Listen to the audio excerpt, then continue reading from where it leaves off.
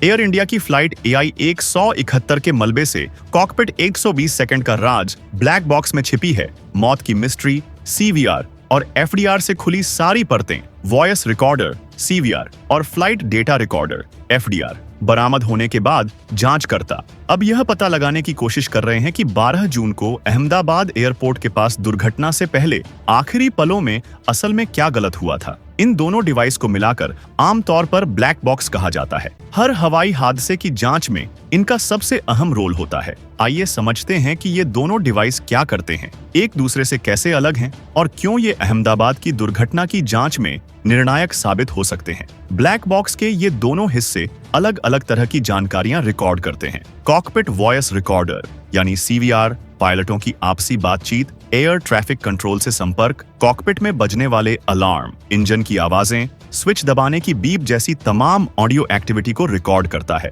यह लगभग 2 घंटे तक की रिकॉर्डिंग स्टोर करता है और लगातार लूप में चलता रहता है। अक्सर किसी विमान हादसे में यह पता लगाने में मदद करता है कि पायलट किस मानसिक स्थिति में थे, क्या वे तनाव में थे, भ्रमित थे या किसी तकनीकी चेतावनी को नजरअंदाज कर रहे थे। FDR क्या होता है? दूसरी ओर फ्लाइट डेटा रिकॉर्डर FDR पूरी फ्लाइट के दौरान विमान की तकनीकी स्थिति को दर्ज करता है। इसमें विमान की ऊंचाई, स्पीड, दिशा, इंजन का प्रदर्शन, कंट्रोल सिस्टम की स्थिति और ऑटो पायलट की एक्टिविटी जैसे डेटा शामिल होते हैं। FDR हर सेकंड में दर्जनों पैरामीटर रिकॉर्ड करता है और कम से कम 25 घंटे तक का डेटा स्टोर कर सकता है। इससे जांचकर्ताओं को यह समझने में मदद मिलती है कि उड़ान के दौरान कोई तकनीकी गड़बड़ी हुई थी या नहीं। हालांकि CVR और FDR दोनों एक साथ मिलकर काम करते हैं, लेकिन उनके रोल अलग होते हैं। CVR यह बताता है कि पायलटों ने मौके पर क्या प्रतिक्रिया दी, उन्होंने क्या देखा, सुना और कहा। वहीं FDR बताता है कि विमान ने कैसा रिएक्ट किया,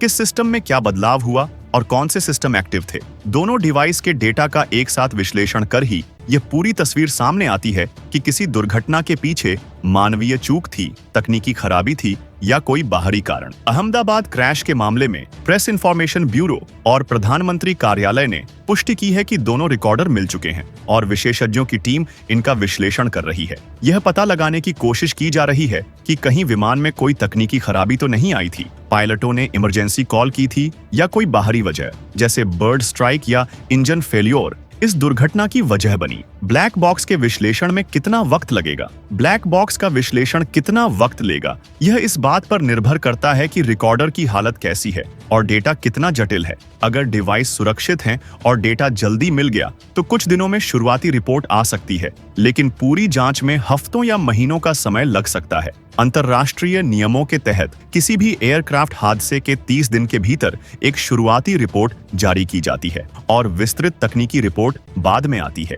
एक बार जब CVR और FDR रिकवर हो जाते हैं तो उन्हें किसी स्पेशल लैब में भेजा जाता है। भारत में यह काम aircraft accident investigation bureau AIB करता है या फिर किसी अंतर्राष्ट्रीय अधिकृत लैब को सौंपा जाता है। इन डिवाइस को इस तरह डिजाइन किया जाता है कि वे जबरदस्त टक्कर, आग और पानी के दबाव को भी झेल सकें। डिवाइस का बाहरी हिस्सा भले ही क्षतिग्रस्त हो जाए, लेकिन अंदर का डेटा अक्सर सुरक्षित रहता है। डेटा को सार्वजनिक नहीं किया जाता। इन रिकॉर्डर का डेटा बेहद संवेदनशील होता है, खासकर CVR का, क्योंकि इसमें पायलटों की व्यक्तिगत बातचीत होती है। इसलिए डेटा तक पहुंचने के लिए कड़े सुरक्षा नियम होते हैं। सिर्फ अधिकृत जांचकर्ता ही इसे देख सकते हैं और आमतौर पर यह सार्वजनिक नहीं किया जाता। इसका मकसद किसी को दोषी ठहराना नहीं, बल्कि यह समझना होता है कि गलती कहां हुई और भविष्य में वैसी स्थिति से कैसे बचा जा सके। इस तरह का डेटा केवल किसी दुर्घटना के कारणों को समझने में मदद नहीं करता, बल्कि उससे विमान निर्माण,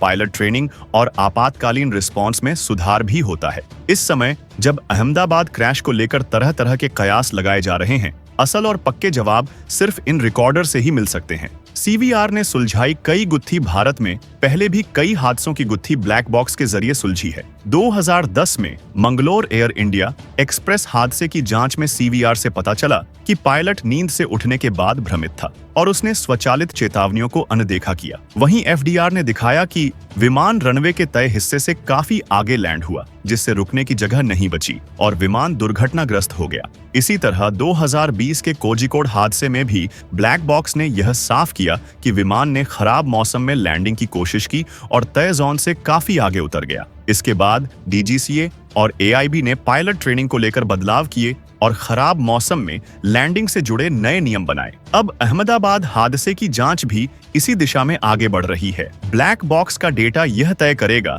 कि इस दुर्घटना की जड़ में कौन सी वजह छिपी थी, और वही डेटा भविष्य की उड़ानों को और सुरक्षित बनाने में मदद करेगा।